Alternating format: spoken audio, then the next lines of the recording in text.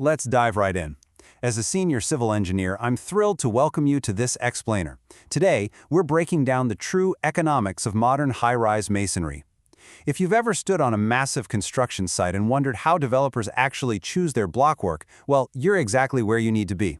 We are putting the two heavyweights, well, one heavyweight and one lightweight, literally, head to head. I'm talking about traditional red clay bricks versus autoclaved aerated concrete, or AAC blocks.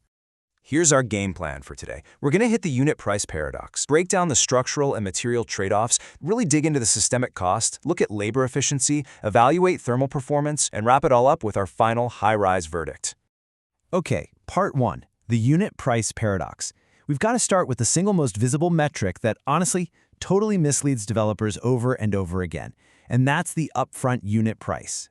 Look, this is the number staring you right in the face on every procurement sheet. In certain markets, a standard clay brick might set you back around 6 to 7 rupees a unit. But AAC blocks, they carry a noticeable per-unit premium. When developers see that premium, the knee-jerk reaction is to just stick with the old reliable red brick. I mean, cheaper blocks mean a cheaper building, right? Well, actually, no. In the context of modern high-rise construction, that logic is fundamentally flawed. So here is the central engineering paradox we're unpacking today. Why is the industry decisively shifting to a more expensive unit for these multi-story developments? If that AAC block costs more right out of the gate, what exactly are we gaining that offsets the premium so drastically that it's become the absolute standard for modern towers? Moving to part 2, structural and material trade-offs.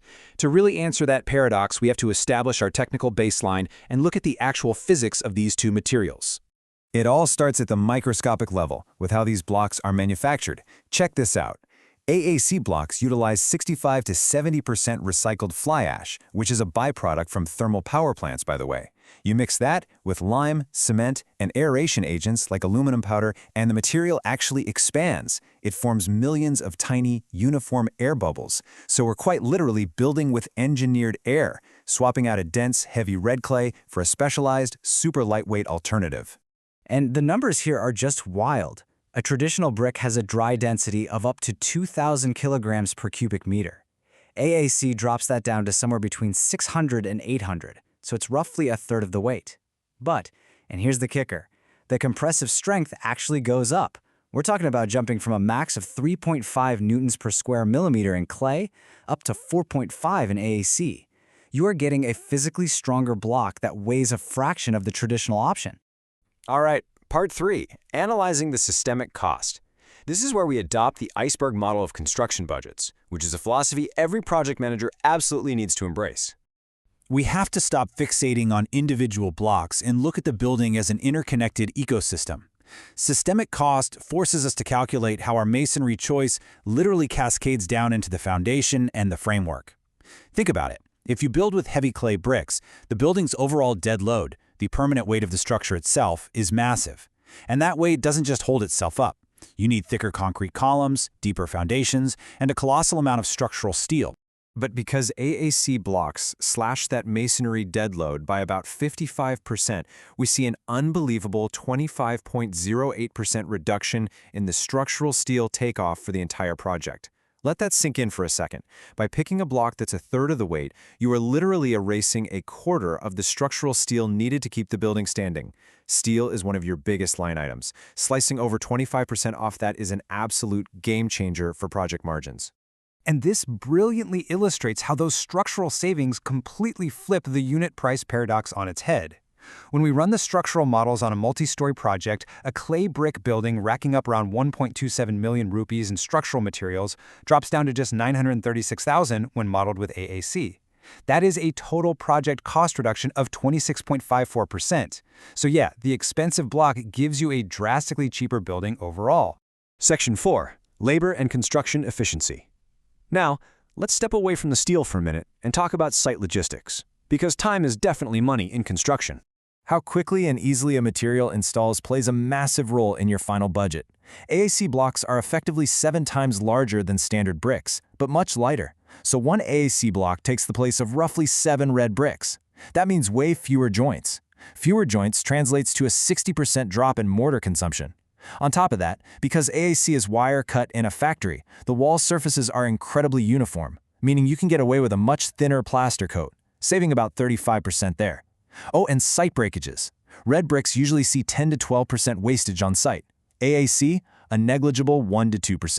Because the material is so light, your crews are moving more volume with way less fatigue, and you don't need nearly as much heavy-duty scaffolding.